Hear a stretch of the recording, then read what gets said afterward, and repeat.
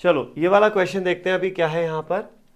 P Q R are in arithmetic progression, then 1 upon this thing, 1 upon this thing and 1 upon this thing are also in AP.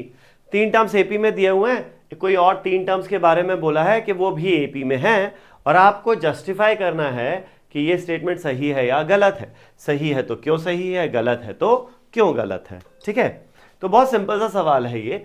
बस ये है कि variable के terms में दिया हुआ है, नंबर्स दिए होते तो हम बहुत आसानी से कर लेते। तो देखो यहां पर हमें पता है अगर 3 टर्म्स एपी में हैं, अगर 3 टर्म्स एपी में हैं तो sum of the first and the third term should be equal to twice the second term. कैसे?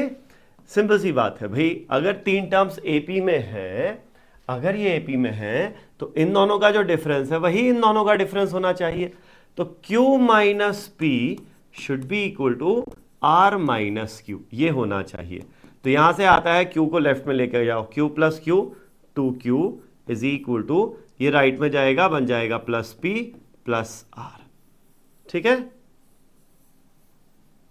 ये हो गया अपने पास twice of Q is equal to P plus R, यानी क्या, sum of first and the third term is equal to twice the second term.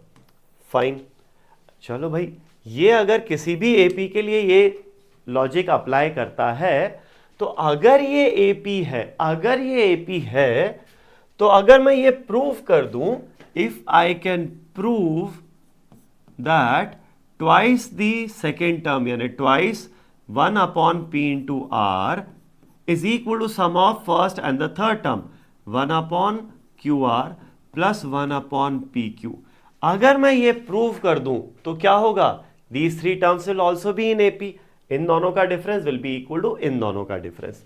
तो question simple सा बॉइल डाउन हो जाता है ऑन प्रूविंग दिस थिंग। ठीक है, चलो तो यहां पर अब हम शुरू करते हैं ये राइट हैंड साइड से। हमें ये प्रूव करना है राइट हैंड साइड का जो सम है वो लेफ्ट हैंड साइड के बराबर है। तो let's get started.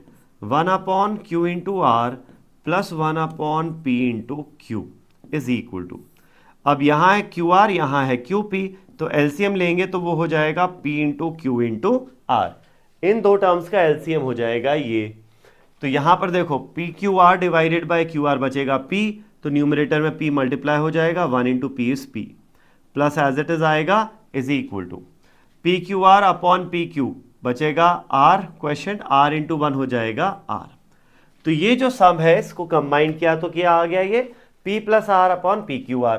Now what is P plus R, यहां देखो P प्लस आर की वैल्यू कितना है, 2Q है, तो ये सब्सटीट्यूट कर देते हैं, 2Q न्यूमरेटर में upon P into Q into R हो जाएगा, Q and Q get cancelled out, तो ये कितना बचा, 2 अपॉन P इंटू आर बचा। तो ये जो राइट हैंड साइड की वैल्यू है वो किसके बराबर आ गई है, यहां लेफ्ट हैंड साइड के बराबर आ गई है।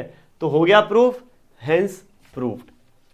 Therefore, it is true that 2 upon PQ is actually equal to 1 upon QR plus 1 upon PQ.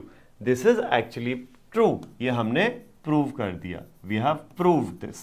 ठीक है, सिंस ये प्रूव हो जाता है इसका मतलब ये जो सीरीज है ना या फिर ये जो 3 टर्म्स हैं they are in AP, and this is the whole justification for the same, that these 3 terms are in AP.